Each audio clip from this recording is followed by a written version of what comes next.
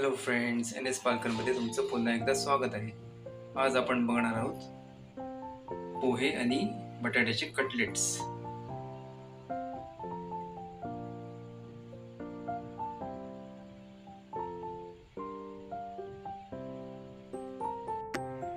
तर हे मित्रांनो आहे त्याला लागणारं साहित्य: 2 बटाटे घेतलेत उकडून, जाडे पोहे घेतलेत 1 वाटी, आलं थोडंसं किसून घेतलेलं आहे अर्धा इंच, 1 हिरवी मिरची आहे बारीक चिरून घेतली, अर्धा कांदा आहे बारीक चिरून घेतलाय आणि थोडी कोथिंबीर आहे.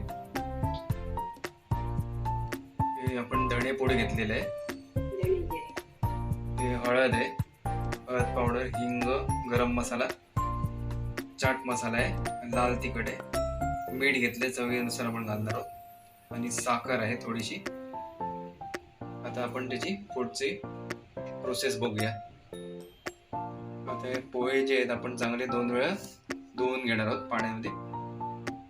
तर आपण धुवून घेऊया. आता हे पोहे आपण पाण्यामध्ये भिजत घातले, हे आता आपण चाळणीमध्ये चांगले वाळून घेऊया. तर असे आपण हे पोहे चाळणीमध्ये चांगले सुके करून घेतले.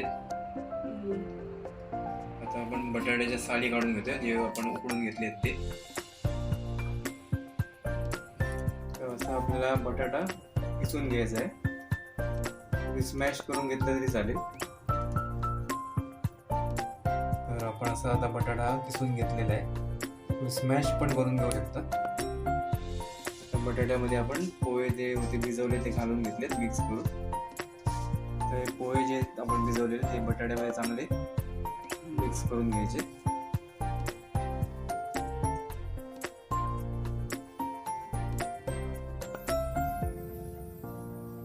आता आपण त्याच्यात कांदा घालून घेऊया, आलं मिरची जे आपण कापून ठेवले ते घालून घेऊया.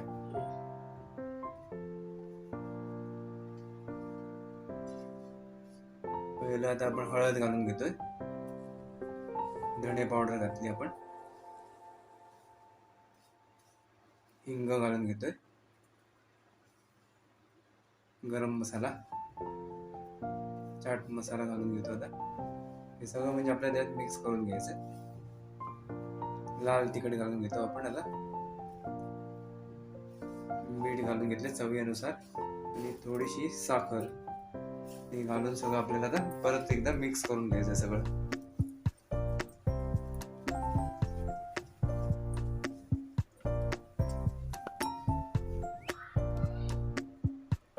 आता आपण यात कोथिंबीर घालून घेऊया बारीक चिरलेली.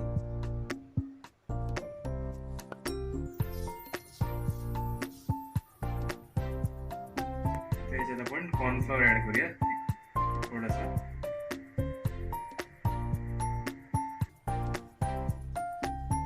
चांगलं असं आपल्याला घट्ट मळून घ्यायचंय.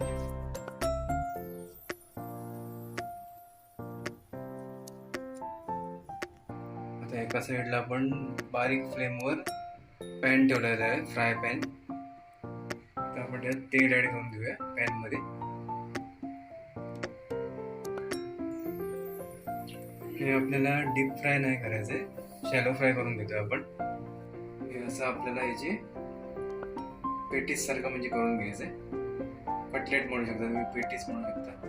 असं गोल किंवा तुमच्याकडे काही साचे असतील चौकोनी वगैरे काही शेप मध्ये, ते पण तुम्ही यूज करू शकता.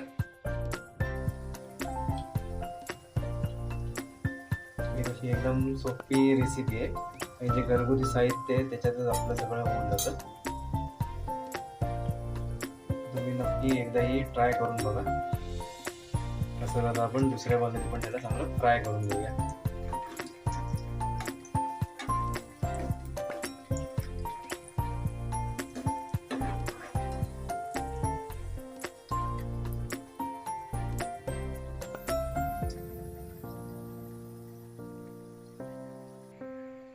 तर मित्रांनो तुम्ही बघू शकता आपले बटाटा पोहेचे कटलेट जे आहेत ते रेडी झालेले आहेत.